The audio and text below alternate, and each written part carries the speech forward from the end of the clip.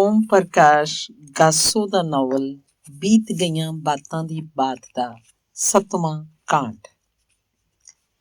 ਨੱਜੀ ਆਪਣੀ ਉਮਰ ਦੇ ਸੁਚੱਜੇ ਸਮੇਂ ਤੋਂ ਹੀ ਕੁਦਰਤੀ ਤੇ ਗੈਰ ਕੁਦਰਤੀ ਵਿਵਹਾਰ ਨੂੰ ਸਮਝਦਾ ਆ ਰਿਹਾ ਸੀ।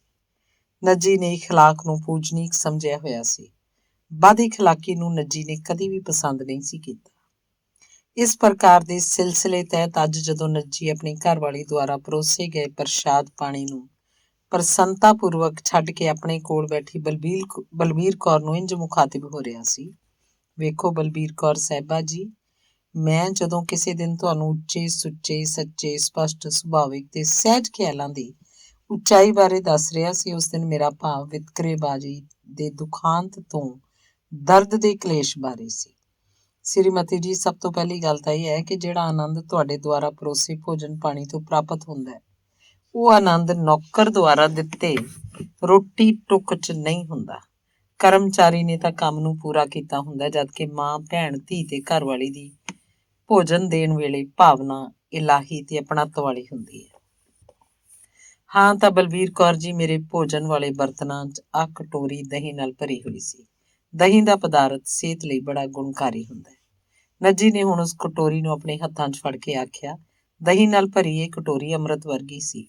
ਮੈਂ ਜਿਉਂ-ਜਿਉਂ ਚਮਚੇ ਭਰ ਦਹੀਂ ਦੇ ਖਾ ਰਿਹਾ ਸੀ, ਤਿਉਂ-ਤਿਉਂ ਮੈਨੂੰ ਮੇਰਾ ਮੁਲਕ ਤੇ ਮੁਲਕ ਦੇ ਕਰੋੜਾਂ ਨਿਵਾਸੀ ਇਸ ਲਈ ਯਾਦ ਆ ਰਹੇ ਸੀ ਕਿਉਂਕਿ ਮੈਨੂੰ ਇਸ ਧਰਤੀ ਉਤਲੀ ਲੁਕਾਈ 'ਚ ਪੂਰੀ ਦਿਲਚਸਪੀ ਹੈ।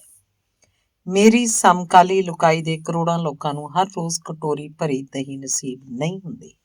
ਆਪਣੇ ਇਸ ਮੁਲਕ ਦੀ ਬੇਤਰਤੀਬੀ 'ਚੋਂ ਬੇਇਨਸਾਫੀ ਪੈਦਾ ਹੁੰਦੀ ਰਹਿੰਦੀ ਹੈ। ਆਪਣੇ ਇਸ ਮੁਲਕ ਦੀ ਧਰਤੀ ਕਿੰਨੀ ਵਿਸ਼ਾਲ ਹੈ।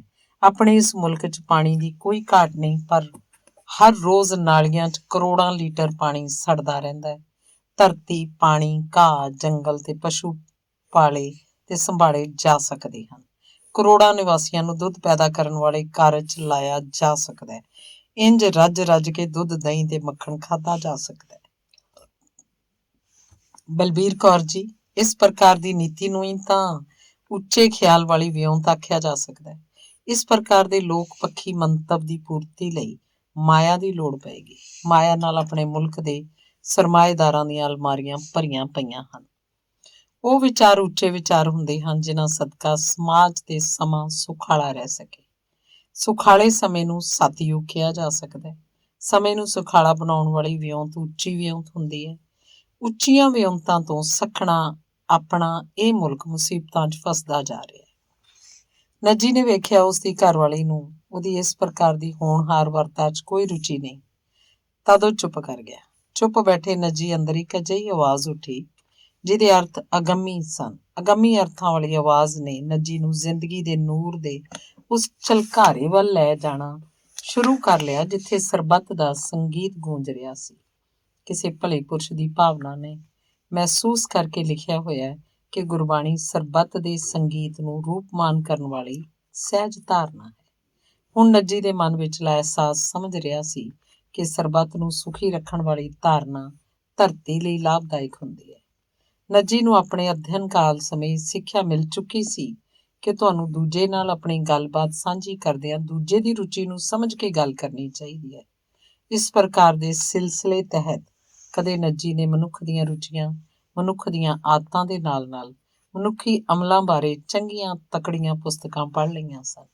ਹੁਣ ਜਦ ਨੱਜੀ ਦੇ ਕੰਨਾਂ 'ਚ ਪੁਸਤਕ ਤੇ ਪੁਲਿਸ ਵਰਗੇ ਦੋ ਸ਼ਬਦ ਆ ਕੇ ਟਿਕਣ ਲੱਗ ਪਏ ਤਦ ਉਹ ਉਸ ਥਾਂ ਤੋਂ ਕੰਨੀ ਖਿਸਕ ਤੁਰਦਾ ਬਣਿਆ।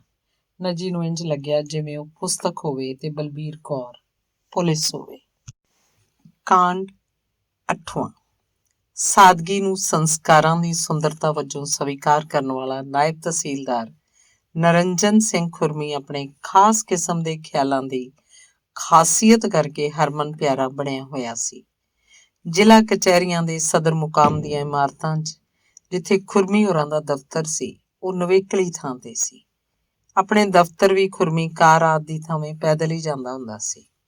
ਪੈਦਲ ਜਾਂਦੇ ਇਸ ਸ਼ਖਸ ਨੂੰ ਜੋ ਵੀ ਸਤਿ ਸ੍ਰੀ ਅਕਾਲ ਜਾਂ ਹੋਰ ਕਿਸੇ ਸ਼ਬਦ ਉਚਾਰਨ ਨਾਲ ਸਤਿਕਾਰ ਭੇਟ ਕਰਦਾ, ਨਰਿੰਜਨ ਸਿੰਘ ਨਿਮਰਤਾ ਪੂਰਵਕ ਆਪਣੇ ਦੋਏ ਹੱਥ ਜੋੜ ਕੇ ਸਤਿਕਾਰ ਭੇਂਟ ਕਰਨ ਵਾਲੇ ਵੱਲ ਵੇਖ ਸਿਰ ਝੁਕਾ ਕੇ ਉਸ ਵੱਲੋਂ ਦਿੱਤੇ ਸਨਮਾਨ ਨੂੰ ਪ੍ਰਾਪਤ ਕਰਨ ਵਾਲਾ ਪੁਰਸ਼ ਸੀ। ਇਸ ਪ੍ਰਕਾਰ ਦੀਆਂ ਆਪਣੀਆਂ ਆਦਤਾਂ ਨੂੰ ਨੱਜੀ ਆਪਣੇ ਸੰਸਕਾਰਾਂ ਚੋਂ ਪ੍ਰਾਪਤ ਕੀਤੀ ਦੌਲਤ ਸਮਝਦਾ ਰਹਿੰਦਾ ਸੀ। ਵੇਖਿਆ ਜਾਏ ਤਾਂ ਆਪਣੀ ਇਸ ਧਰਤੀ ਉਲਝੀਆਂ ਵੰਨ ਸੁਵੰਨੀਆਂ ਦਾਨਿਸ਼ਮੰਦ ਆਦਤਾਂ ਨੂੰ ਇੱਜ਼ਤ ਮਿਲਦੀ ਰਹਿੰਦੀ ਹੈ। ਜਿਉਂ-ਜਿਉਂ ਨੱਜੀ ਨੂੰ ਆਪਣੇ ਆਲੇ ਦੁਆਲੇ 'ਚੋਂ ਇੱਜ਼ਤ ਮਿਲਦੀ ਰਹਿੰਦੀ ਸੀ, ਤਿਉਂ-ਤਿਉਂ ਉਹਦਾ ਧਿਆਨ ਦਿਨ ਪ੍ਰਤੀ ਦਿਨ ਆਪਣੇ ਮੁਲਕ ਦੀ ਬੇਇੱਜ਼ਤ ਹੋ ਰਹੀ ਲੁਕਾਈ ਵੱਲ ਜਾਂਦਾ ਰਹਿੰਦਾ ਸੀ। ਇੱਕ ਆਦਮੀ ਦੀ ਇੱਜ਼ਤ ਤੇ ਜਨ ਸਮੂਹ ਦੀ ਬੇਇੱਜ਼ਤੀ ਦੇ ਤੁਲਨਾਤਮਕ ਅਧਿਐਨ ਸਦਕਾ ਬੇਤਾਬ ਨੱਜੀ ਸਿਆਸੀ ਕੁੜੱਤਣ ਤੇ ਆਰਥਿਕ ਅਤਿਆਚਾਰ ਨੂੰ ਸਮਝਣ ਦੀ ਕੋਸ਼ਿਸ਼ ਕਰਦਾ ਰਹਿੰਦਾ ਸੀ। ਨੱਜੀ ਨੇ ਬਹੁਤ ਸਾਰੇ ਸਿਆਸੀ ਕੁੜੱਤਣ ਵਾਲੇ ਪਾਠ ਆਪਣੇ ਹਮਜਮਾਤੀ ਮਾਲ ਮੰਤਰੀ ਰਹੇ ਮਹਿੰਦਰ ਸਿੰਘ ਮੋਹੀ ਤੋਂ ਪ੍ਰਾਪਤ ਕਰ ਲਏ ਸਨ। ਆਰਥਿਕ ਅਤਿਆਚਾਰ ਦਾ ਪ੍ਰਮਾਣ ਤਾਂ ਸਿਰ ਖੁਦ ਨੱਜੀ ਦੇ ਮਾਪੇ ਬਣੇ ਰਹੇ ਸਨ। ਮੁੱਢ ਤੋਂ ਹੀ ਨੱਜੀ ਨੂੰ ਅਨਿਆਂ ਤੇ ਅਰਾਜਕਤਾ ਤੋਂ ਪੂਰੀ ਘਿਰਨਾ ਸੀ। ਘਿਰਨਾਮਈ ਭਾਵਨਾ ਨੂੰ ਪ੍ਰੇਮਮਈ ਵਿਹਾਰ 'ਚ ਬਦਲ ਕੇ ਹੀ ਜ਼ਿੰਦਗੀ ਦੀ ਖੁਸ਼ਹਾਲੀ ਤੱਕ ਪੁੱਜਿਆ ਜਾ ਸਕਦਾ ਹੈ। ਇਸ ਫਾਰਮੂਲੇ ਤਹਿਤ ਨੱਜੀ ਦੀ ਸਮੁੱਚੀ ਤਹਿਸੀਲ ਦਾ ਅਮਲਾ ਫੈਲਾ ਉਹਨੂੰ ਆਪਣਾ ਸਮਝਦਾ ਸੀ। ਆਪਣੱਤ ਦੇ ਇਸ ਮੁਹਾਵਰੇ ਅਧੀਨ ਉਹ ਦਿਹਾੜਾ ਕਿੰਨਾ ਕੁਝ ਨਵਾਂ ਲੈ ਆਇਆ ਸੀ। ਜਦ ਇੱਕ ਦਿਨ ਉਹਦੇ ਦਫ਼ਤਰ 'ਚ ਉਹਦੇ ਆਲੀਸ਼ਾਨ ਉੱਚੀ ਥਾਂ ਤੇ ਟਿਕੇ ਮੇਜ਼ ਸਾਹਮਣੇ ਕੱਕੀ ਮੱਥਰੇ ਵਕੀਲ ਨੂੰ ਨਾਲ ਲੈ ਕੇ ਖਰੀਦ ਕੀਤੇ ਕਿਸੇ ਛੋਟੇ ਜਿਹੇ ਪਲਾਟ ਦੀ ਰਜਿਸਟਰੀ ਕਰਵਾਉਣ ਆਇਆ ਸੀ। ਕੱਕੀ ਉਹਦੇ ਆਪਣੇ ਸ਼ਹਿਰ 'ਚ ਦਿਹਾੜੀ ਦਮਨ ਕਰਨ ਵਾਲਾ ਮਜ਼ਦੂਰ ਸੀ। ਕੱਕੀ ਦਾ ਨਾਂ ਤਾਂ ਮਾਪਿਆਂ ਨੇ ਕਰਮਜੀਤ ਰੱਖਿਆ ਹੋਏਗਾ, ਪਰ ਗੁਰਬਤ ਕਰਮਜੀਤ ਨੂੰ ਕਰਮਾਂ ਦਾ ਜੇਤੂ ਕਿਵੇਂ ਬਣਾ ਕੇ ਰੱਖੇ। ਕਰਮਜੀਤ ਤੋਂ ਕੱਕੀ ਬਣਿਆ ਇਹ ਬੰਦਾ ਕਦੇ ਮੱਥਰੇ ਮੋਹੀ ਤੇ ਨੱਜੀ ਨਾਲ ਚੌਥੀ 'ਚ ਪੜ੍ਹਨ ਵਾਲਾ ਹਮਜਮਾਤੀ ਵੀ ਹੁੰਦਾ ਸੀ। ਮੋਹੀ ਸਾਹਿਬ ਵਜ਼ੀਰ ਬਣੇ, ਨੱਜੀ ਤਹਿਸੀਲਦਾਰ ਹੈ ਤੇ ਮੱਥਰਾ ਸਦਰ ਮੁਕਾਮ ਦੀਆਂ ਕਚਹਿਰੀਆਂ 'ਚ ਸਿਰ ਕੱਢ ਵਕੀਲ ਹੈ।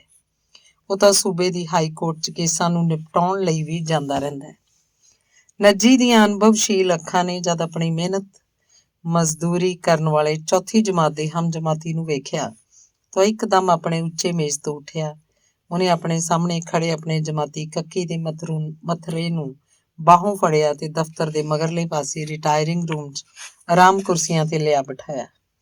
ਵਕੀਲ ਮਥੁਰਾ ਦਾਸ ਦੀ ਥਾਵੇਂ ਕੱਕੀ ਲਈ ਇਹ ਸਾਰਾ ਕੁਝ ਜੋ ਹੋ ਰਿਹਾ ਸੀ ਇੱਕ ਅਜੀਬ ਖੇਲ ਵਾਂਗ ਸੀ।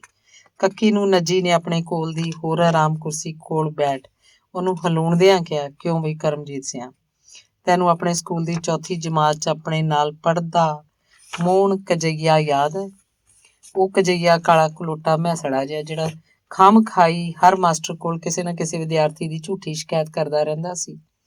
ਆਪਣੀ ਝੂਠੀ ਸ਼ਿਕਾਇਤ ਨੂੰ ਪੱਕਾ ਕਰਨ ਲਈ ਉਹ ਕਿਸੇ ਦੂਜੇ ਵਿਦਿਆਰਥੀ ਨੂੰ ਆਪਣੇ ਨਾਲ ਰਲਾ ਲੈਂਦਾ ਸੀ। ਕਰਮਜੀਤ ਸਿੰਘ, ਇੱਕ ਤੂੰ ਸਾਡੀ ਜਮਾਤ 'ਚ ਅਜਿਹਾ ਵਿਦਿਆਰਥੀ ਸੀ ਜਿਹੜਾ ਆਪਣੇ ਨਾਲ ਹੋਏ ਧੱਕਾ ਮੁੱਕੀ ਦੀ ਵੀ ਮਾਸਟਰ ਜੀ ਕੋਲ ਸ਼ਿਕਾਇਤ ਨਹੀਂ ਸੀ ਲਾਉਂਦਾ ਹੁੰਦਾ। ਤੂੰ ਆਪਣੀ ਜਮਾਤ ਦਾ ਸਭ ਤੋਂ ਸ਼ਰੀਫ ਵਿਦਿਆਰਥੀ ਗਿਣਿਆ ਜਾਂਦਾ ਸੀ। ਤੂੰ ਕੁੱਟ ਮਾਰ ਖਾ ਕੇ ਬਸ ਆਪਣੇ ਕਮਰੇ ਦੇ ਵਰਾਂਡੇ ਕੋਲ ਲੱਗੇ ਪਿੱਪਲ ਹੇਠ ਜਾ ਕੇ ਰੋਣ ਲੱਗ ਪੈਂਦਾ ਸੀ। ਮੈਨੂੰ ਤੇਰਾ ਇਹ ਰੋਣਾ ਚੰਗਾ ਨਹੀਂ ਸੀ ਲੱਗਦਾ। ਮੈਂ ਤੈਨੂੰ ਵਰਾਉਣ ਲਈ ਤੇਰੇ ਕੋਲ ਆਉਂਦਾ ਹੁੰਦਾ ਸੀ ਤੇ ਫਿਰ ਤੂੰ ਜਦ ਆਪਣੇ ਦਿਹਾੜੀਦਾਰ ਬਾਪ ਦੀ ਮੌਤ ਮਗਰੋਂ 9ਵੀਂ 'ਚੋਂ ਪੜ੍ਹਨੋਂ ਹਟ ਕੇ ਦਿਹਾੜੀਆਂ ਕਰਨ ਲੱਗ ਪਿਆ, ਤਦ ਮੇਰਾ ਮਿਹਨਤ ਮਜ਼ਦੂਰੀ ਕਰਕੇ ਘਰ ਚਲਾਉਣ ਵਾਲਾ ਬਾਪ ਮੇਰੀਆਂ ਅੱਖਾਂ ਅੱਗੇ ਅੱਟ ਗਿਆ। ਹੁਣ ਤਿੰਨੇ ਜਮਾਤੀ ਇਸ ਵੇਲੇ ਖਾਂਦੇ ਪੀਂਦੇ ਆਪਸ ਵਿੱਚ ਸਕੂਲ ਦੇ ਪ੍ਰਾਇਮਰੀ ਸਮੇਂ ਨੂੰ ਯਾਦ ਕਰਦੇ ਮਾਸਟਰ ਮੁਕੰਦ ਸਿੰਘ ਸੇਵਕ ਦੇ ਮਿੱਠੇ ਤੇ ਮਨ ਮੋਹਣੇ ਸੁਭਾਅ ਤੱਕ ਪੁੱਜ ਗਏ ਸਨ। ਨਾਇਬ ਤਹਿਸੀਲਦਾਰ ਨਰਿੰਜਨ ਸਿੰਘ ਖੁਰਮੀ ਦਾ ਸਾਰਾ ਸਟਾਫ ਆਪਣੇ ਅਧਿਕਾਰੀ ਦੇ ਦਿਲ ਦਰਿਆ ਵਾਲੇ ਇਸ ਵਿਹਾਰ ਤੋਂ ਭਲੀ ਪ੍ਰਕਾਰ ਜਾਣੂ ਸੀ।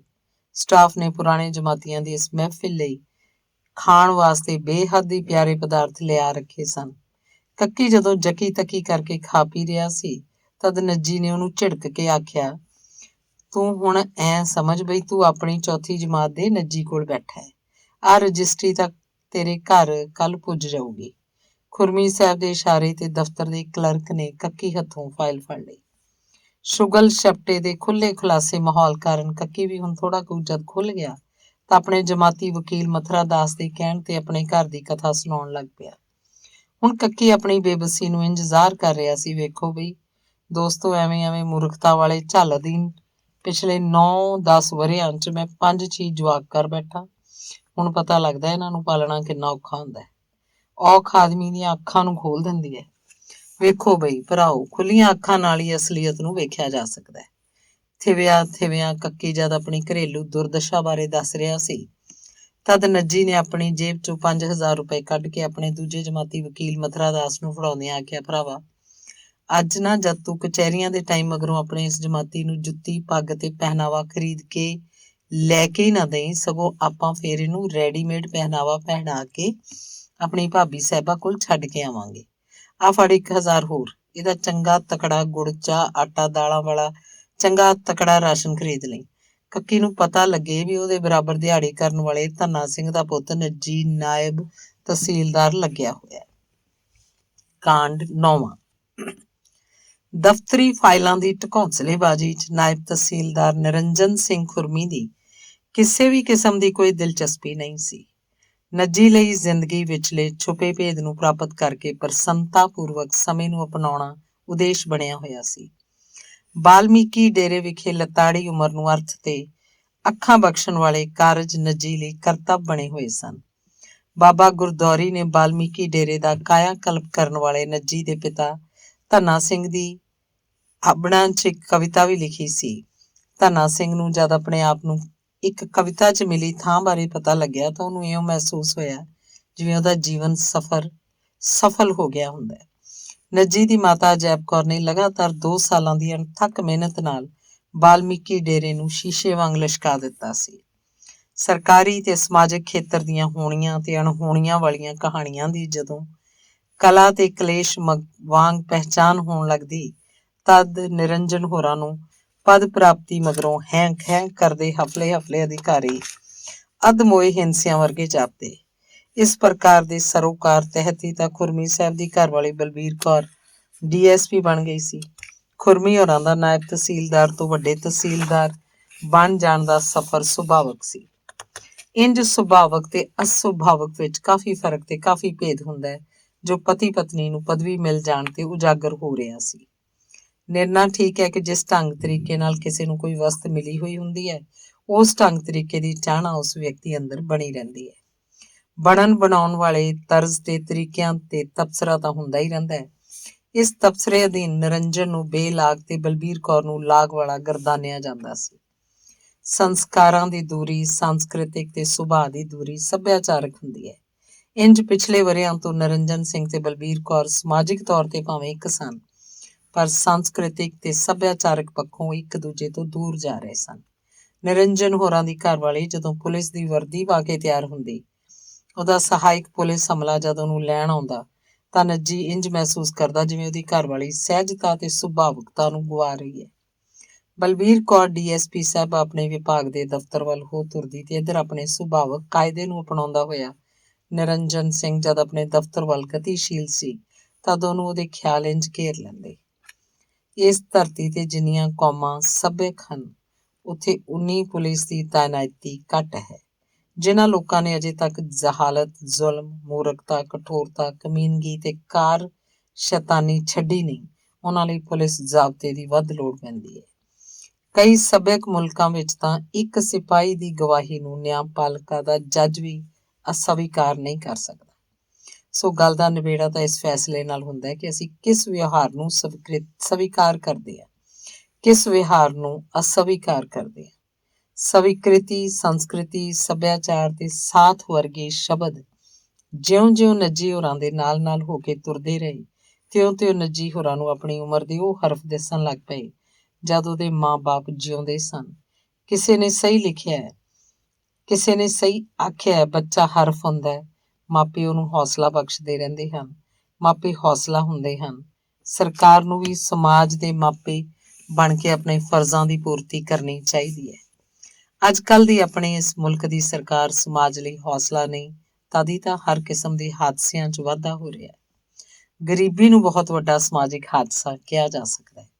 ਗੁਰਬਤ ਦੇ ਸੈਂਕੜੇ ਕਿਸਮਾਂ ਦੇ ਕਥਾਨਕ ਨੱਜੀ ਨੂੰ ਜਦੋਂ ਯਾਦ ਆਉਣ ਲੱਗ ਪੈਂਦੇ, ਤਦ ਉਹਦੀਆਂ ਅੱਖਾਂ ਸਿੱਲੀਆਂ ਹੋ ਜਾਂਦੀਆਂ ਸੀ।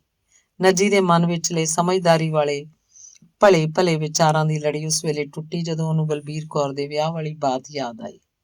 ਹਾਂ ਵੀ ਨੱਜੀ, ਹਾਂ ਵਿਆਹ ਵੀ ਤਾਂ ਇੱਕ ਹਾਦਸਾ ਹੀ ਹੁੰਦਾ ਹੈ। ਇੱਕ ਹੋਰ ਆਵਾਜ਼ ਨੇ ਆਖਿਆ, ਨਹੀਂ ਨੱਜੀ, ਵਿਆਹ ਇੱਕ ਹੁਨਰ ਵੀ ਹੋ ਸਕਦਾ ਹੈ। ਨੱਜੀ ਕਦੇ ਆਪਣੀ ਘਰਵਾਲੀ ਨੂੰ ਕਹਿ ਬੈਠਾ ਸੀ ਕਿ ਆਹ ਵੇਖ ਨਾ, ਤੂੰ ਉੱਚੀ ਛਾਲ ਮਾਰਨ ਵਾਲੀ ਸਿਰੇ ਦੀ ਐਥਲੀਟ ਹੈ।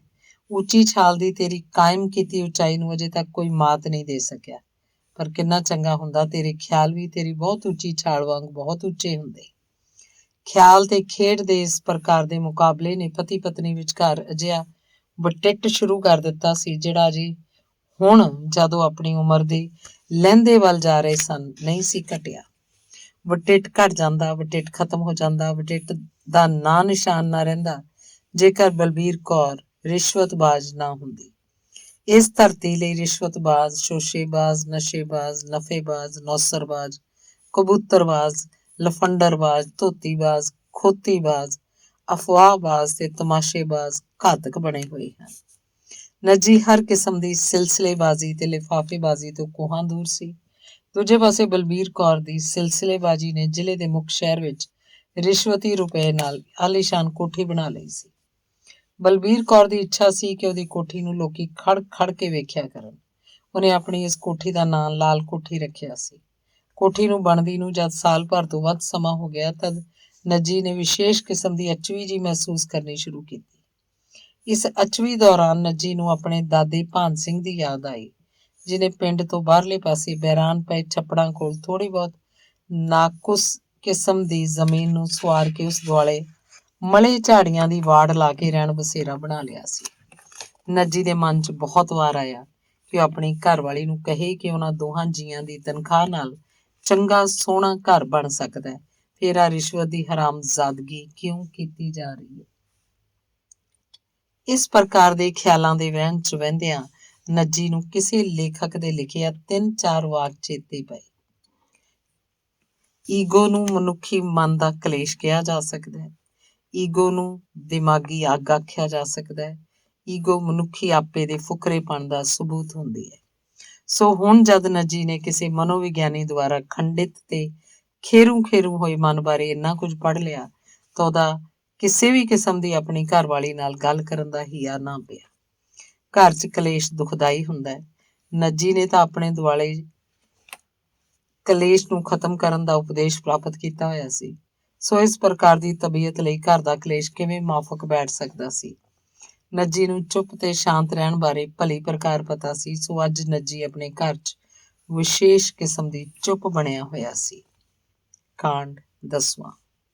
ਨੱਜੀ ਨੇ ਜਦੋਂ ਆਪਣੇ ਦਫ਼ਤਰ ਜਾਣਾ ਹੁੰਦਾ ਸੀ ਤਾਂ ਉਸ ਸਮੇਂ ਉਹ ਕਿਸੇ ਟੌਰ ਫੌਰ ਦੀ ਥਾਵੇਂ ਫਕੀਰੀ ਭਾਵਧਾਰਾ ਨੂੰ ਅਪਣਾ ਕੇ ਆਪਣੇ ਦਫ਼ਤਰ ਵੱਲ ਹੋ ਤੁਰਦਾ ਸੀ। ਫਕੀਰੀ ਭਾਵਧਾਰਾ ਵਾਲਾ ਵਾਤਾਵਰਨ ਮਨੁੱਖ ਦੇ ਮਨ ਨੂੰ ਹਲੀਮੀ ਬਖਸ਼ਦਾ ਰਹਿੰਦਾ ਹੈ। ਹਲੀਮੀ ਨੂੰ ਨੱਜੀ ਨੇ ਆਪਣੀ ਉਮਰ ਦੇ ਮੁੱਢ ਤੋਂ ਹੀ ਇੱਕ ਵਿਸ਼ੇਸ਼ ਹਾਸਲ ਸਮਝਿਆ ਸੀ। ਦੁੱਖ ਦੀ ਗੱਲ ਹੈ ਕਿ ਅੱਜ ਕੱਲ੍ਹ ਜ਼ਿੰਦਗੀ ਦੇ ਹਿਸਾਬ 'ਚ ਹਾਸਲ ਦੀ ਥਾਵੇਂ ਮਨਫੀ ਦੀ ਸਰਦਾਰੀ ਬਣੀ ਹੋਈ ਹੈ। ਮਨਫੀ ਮਨੁੱਖ ਆਪਣੀ ਜ਼ਿੰਦਗੀ ਨੂੰ ਆਫਤ ਬਣਾ ਲੈਂਦਾ ਹੈ। ਨੱਜੀ ਨੂੰ ਇੰਝ ਲੱਗਿਆ ਜਿਵੇਂ ਉਹ ਹਾਸਲ ਬਣ ਕੇ ਜਿਉਣਾ ਚਾਹੁੰਦਾ ਹੈ, ਜਦਕਿ ਉਹਦੀ ਘਰਵਾਲੀ ਮਨਫੀ ਕਿਸਮ ਦੀਆਂ ਆਦਤਾਂ ਨਾਲ ਉਲਾਂਭਾ ਜਿਹਾ ਬਣਦੀ ਜਾ ਰਹੀ ਹੈ। ਅੱਖਰ ਤੇ ਉਲਾਂਭਾ ਵਰਗੇ ਦੋ ਸ਼ਬਦਾਂ ਕਾਰਨ ਨੱਜੀ ਸਾਹਮਣੇ ਹੁਣ ਜਦ ਮਨੁੱਖ ਦੇ ਦੋ ਰੰਗ ਆ ਜਾ ਰਹੇ ਸਨ ਤਦ ਉਹਦਾ ਸਕੂਲ ਸਮੇਂ ਦਾ ਜਮਾਤੀ ਹੱਥ ਜੋੜੀ ਉਹਦੇ ਰਾਹ ਨੂੰ ਰੋਕ ਰਿਹਾ ਸੀ। ਰਾਹ ਤੇ ਖੜੇ ਨਿਰਾਸ਼ ਪਲ ਜ਼ਿੰਦਗੀ ਨੂੰ ਨਿਰਾਸ਼ ਕਰ ਜਾਂਦੇ ਹਨ। ਹੱਥ ਜੋੜੀ ਆਪਣੇ ਸਕੂਲ ਜਮਾਤੀ ਕੱਕੀ ਨੂੰ ਜਦ ਆਪਣੇ ਮਜ਼ਬੂਤ ਹੱਥਾਂ ਦੀ ਗਲਵੱਕੜੀ ਨਾਲ ਨੱਜੀ ਨੇ ਜਕੜ ਲਿਆ ਤਦ ਜ਼ਿੰਦਗੀ ਦਾ ਬੰਦ ਦਰਵਾਜ਼ਾ ਖੁੱਲਣ ਲੱਗਾ। ਕੱਕੀ ਨੱਜੀ ਦੇ ਰਾਹ ਤੇ ਨਿਰਾਸ਼ਾ 'ਚ ਖੜਾ ਸੀ। ਦੋ ਦਿਲਾਂ ਦੇ ਖੁੱਲ੍ਹੇ ਦਰਵਾਜ਼ਿਆਂ 'ਚੋਂ ਕਹਾਣੀ ਇੰਝ ਬਾਹਰ ਆ ਰਹੀ ਸੀ। ਰੋਂਦਿਆਂ ਰੋਂਦਿਆਂ ਕੱਕੀ ਕਹੀ ਜਾ ਰਿਹਾ ਸੀ ਕਿ ਅੱਜ ਸਵੇਰੇ ਜਦੋਂ ਮੇਰੀ ਘਰ ਦੀ ਕਤੀੜ ਚੁੱਲ੍ਹੇ ਸਾਹਮਣੇ ਬੈਠੀ ਚਾਹ ਪੀ ਰਹੀ ਸੀ ਤਦ ਡੰਡੋਰਕਾਂ ਖੜਾਉਂਦੀਆਂ ਦੋ ਸਿਪਾਹੀ ਤੀਵੀਆਂ ਨੇ ਸਾਡੇ ਸਿਰ ਤੇ ਆ ਕੇ ਹਾਥ ਹੁੱਥ ਕਹਿਣੀ ਆਰੰਭ ਕਰ ਦਿੱਤੀ।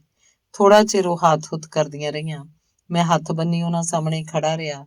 ਜਵਾਕ ਚੀਕ ਚਿਹਾੜਾ ਪਾਉਣ ਲੱਗ ਪਏ। ਉਹਨਾਂ ਦੋਵਾਂ ਤ੍ਰੀਮਤ ਸਿਪਾਹੀਆਂ ਨੇ ਇਹ ਪੁੱਛੀ ਨਾ ਵੀ ਉਹ ਜਾਣੀ ਉਹਨਾਂ ਨੇ ਮੇਰੀ ਵੱਡੀ ਧੀ ਨੂੰ ਬਾਹੋਂ ਫੜਿਆ ਤੇ DSP ਦਫ਼ਤਰ 'ਚ ਪਤਾ ਨਹੀਂ ਕਿਉਂ ਲੈ ਆਈਆਂ।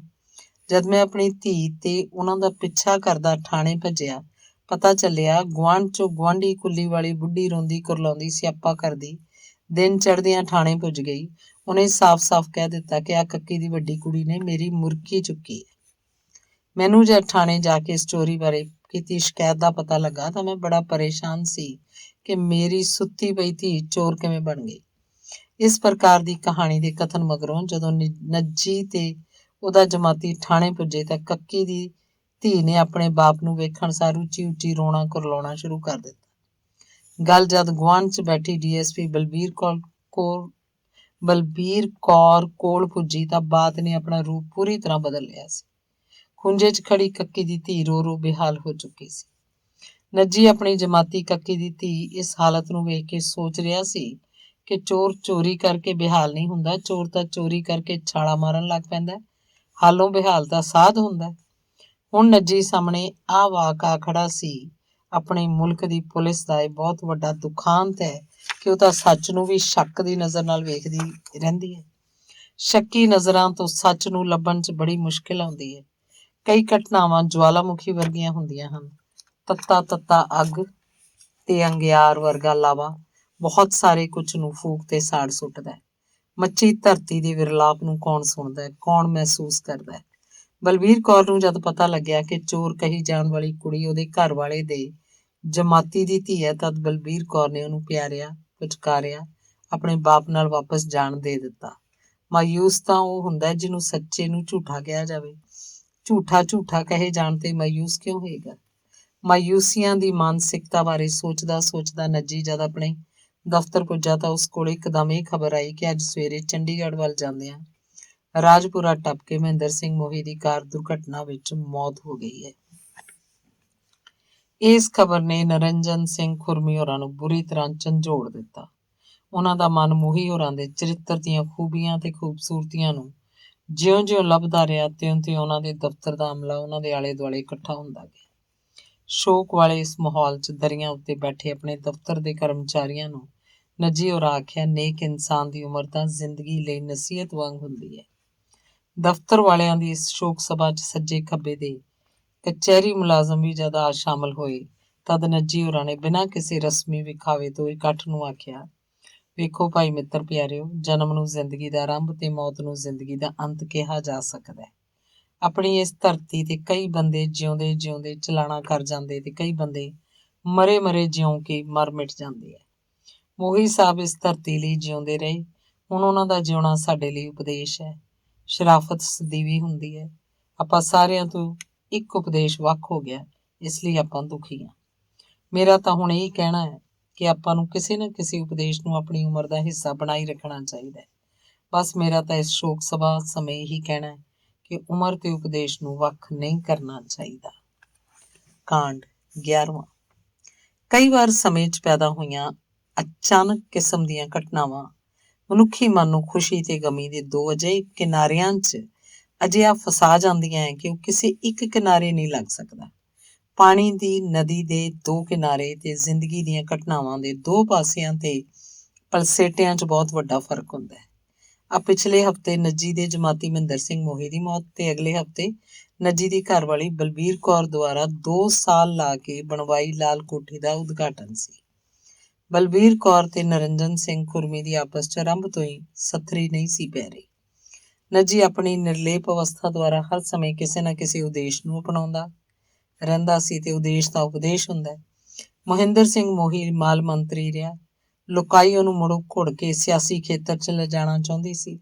ਮੋਹੀ ਅੰਦਰ ਤਾਂ ਜਿਹੜੀ ਲੋਕ ਪੱਖੀ ਮਿਸਾਲ ਬਲਦੀ ਸੀ, ਉਹ ਤਾਂ ਦੀਨ ਦੁਨੀਆ ਲਈ ਚਾਨਣ ਮੁਨਾਰਾ ਬਣੀ ਸੀ। ਮੋਹੀ ਨੇ ਆਪਣੀ ਉਮਰ 'ਚ ਕਿਸੇ ਵੀ ਡਿੱਗਦੇ ਨੂੰ ਡਿੱਗਣ ਨਹੀਂ ਦਿੱਤਾ। ਸੈਂਕੜੇ ਡਿੱਗਿਆਂ ਨੂੰ ਤੁਰਨ ਦੀ ਤਰਤੀਬ ਸਿਖਾਉਣ ਵਾਲੇ ਮੋਹੀ ਨੂੰ ਤਾਂ ਮਾਨਵਵਾਦੀ ਪੱਖ ਦਾ ਮਹਿਲ ਕਿਹਾ ਜਾ ਸਕਦਾ ਹੈ। ਲੋਕ ਪੱਖੀ ਮਹਿਲ ਹੁਣ ਗੁੰਮ ਸੀ। ਨੱਜੀ ਇਸ ਗਮ ਵਿੱਚ ਗਮਗੀਨ ਸੀ। ਦੂਜੇ ਪਾਸੇ ਬਲਬੀਰ ਕੌਰ ਦੀ ਬਣਾਈ ਲਾਲ ਕੋਠੀ, ਜਿਹਦਾ ਨਾਮ ਬੜੀ ਦਿਮਾਗੀ ਚਾਲ ਢਾਲ ਮਗਰੋਂ ਲਾਲ ਕੋਠੀ ਰੱਖਿਆ ਗਿਆ ਸੀ, ਝਿਲਮਿਲ ਕਰ ਰਹੀ ਸੀ। ਝਿਲਮਿਲ ਕਰਦੀ ਮਹਿਲ ਨੁਮਾਇਸ਼ ਇਸ ਲਾਲ ਕੋਠੀ ਦੇ ਉਦਘਾਟਨੀ ਦਿਨ ਵਿੱਚ ਹਫ਼ਤਾ ਕੁ ਬਾਕੀ ਸੀ। ਨੱਜੀ ਇੱਕ ਹਫ਼ਤੇ ਦੇ 7 ਦਿਨਾਂ ਨੂੰ ਆਪਣੇ ਹੱਥ ਦੀਆਂ ਉਂਗਲਾਂ ਤੇ ਹਰ ਰੋਜ਼ ਜਦ ਗਿਣਦਾ ਤਾਂ ਉਹਨੂੰ ਆਪਣੇ ਇਸ ਸ਼ਹਿਰ ਵਿੱਚ ਰਹਿਣ ਵਾਲੇ 2-3 ਜਮਾਤੀ ਯਾਦ ਆਉਂਦੇ। ਇਸ ਯਾਦ ਤਹਿਤ ਉਹ ਅੱਜ ਆਪਣੇ ਜਮਾਤੀ ਕੱਕੀ ਵੱਲ ਹੋ ਤੁਰਿਆ। ਨੱਜੀ ਦੇ ਮਨ ਚਿੱਤ 'ਚ ਸੀ ਕਿ ਉਹ ਆਪਣੇ ਜਮਾਤੀ ਕੱਕੀ ਨੂੰ ਲਾਲ ਕੋਠੀ ਦੇ ਉਦਘਾਟਨ ਸਮੇਂ ਆਉਣ ਲਈ ਸਭ ਤੋਂ ਪਹਿਲਾਂ ਸੱਦਾ ਪੱਤਰ ਦੇਵੇ। ਨੱਜੀ ਸੱਦਾ ਪੱਤਰ ਲੈ ਕੇ ਲਾਲ ਕੋਠੀ ਤੋਂ ਆਪਣੀ ਘਰਵਾਲੀ ਯਾਦ ਨੂੰ ਯਾਦ ਕਰਦਿਆਂ ਜਦ ਆਪਣੇ ਜਮਾਤੀ ਕੱਕੀ ਵੱਲ ਜਾ ਰਿਹਾ ਸੀ, ਤਦ ਉਹਨੂੰ ਮਹਿੰਦਰ ਸਿੰਘ ਮੋਹੀ ਦੀ ਇਹ ਗੱਲ ਚੇਤੇ ਪਈ ਕਿ ਕਿਸੇ ਉਮਰ ਨੂੰ ਉਹਦੀ ਲੰਬਾਈ ਕਰਕੇ ਨਹੀਂ, ਸਗੋਂ ਉਹਦੀ ਗਹਿਰਾਈ ਕਰਕੇ ਸਨਮਾਨਿਆ ਜਾਣਾ ਚਾਹੀਦਾ।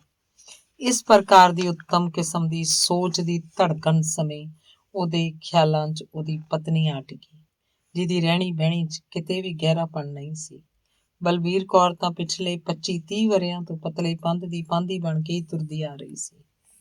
ਨੱਜੀ ਦੀ ਇਹ ਚਿੰਤਨ ਧਾਰਾ ਉਸ ਵੇਲੇ ਹੀ ਬਦਲੀ ਜਦੋਂ ਕੱਕੀ ਦੇ ਰਹਿਣ ਬਸੇਰੇ ਸਨਮੁਖ ਆ ਖੜਾ ਹੋਇਆ। ਨੱਜੀ ਦੇ ਪੈਰਾਂ ਦੀ ਖੜਾਕ ਵੱਲ ਕਿਸੇ ਦਾ ਕੋਈ ਧਿਆਨ ਨਹੀਂ ਸੀ ਗਿਆ।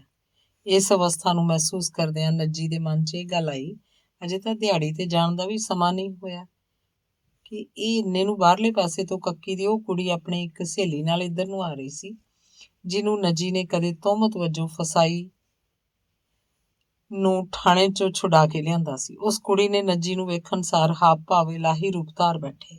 ਉਹ ਭੱਜੀ ਭੱਜੀ ਆਪਣੀ ਮਾਂ ਕੋਲ ਗਈ। ਕੱਕੀ ਤਾਂ ਆਪਣੇ ਮੰਜੇ ਤੋਂ ਉੱਠ ਨਹੀਂ ਸੀ ਸਕਦਾ। ਬਸ ਹੁਣ ਤਾਂ ਪਿਆਰ ਭਰੀ ਆਓ ਭਗਤ ਦਾ ਕੋਹਰਾਮ ਜਿਹਾ ਘਰ 'ਚ ਜਾਗ ਪਿਆ।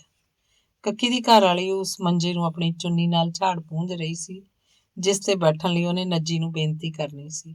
ਉਸ ਮੰਜੇ ਦੇ ਸਾਹਮਣੇ ਕੱਕੀ ਆਪਣੀ ਭੜੋਲੇ ਵਰਗੀ ਸੁੱਜੀ ਲੱਤ ਨੂੰ ਇੱਕ ਸਿਰਹਾਣੇ ਉੱਤੇ ਟਿਕਾਈ ਪਿਆ ਸੀ। ਬੈਠ ਬਿਠਾ ਕੇ ਅਪਣੱਤ ਭਰੇ ਮਾਹੌਲ ਦਾ ਸਿਲਸਿਲਾ ਸ਼ੁਰੂ ਹੋ ਗਿਆ। ਗੱਲ ਉੱਧੜਦੀ ਗਈ ਕਿ ਪਿਛਲੇਰੇ ਇੱਕ ਦਿਨ ਕੱਕੀ ਜਦ ਦਿਹਾੜੀ ਤੇ ਗਿਆ, ਡਬਲ ਇੱਟਾਂ ਨੂੰ ਗਲੀ 'ਚੋਂ ਲਿਆ ਕੇ ਪੈੜ ਤੇ ਰੱਖ ਰਿਹਾ ਸੀ, ਤਦ ਉਤਲੇ ਪਾਸਿਓਂ ਪੈੜ ਤੋਂ 5 ਇੱਟਾਂ ਕੱਕੀ ਦੇ ਪੈਰ ਤੇ ਆ ਡਿੱਗੀਆਂ।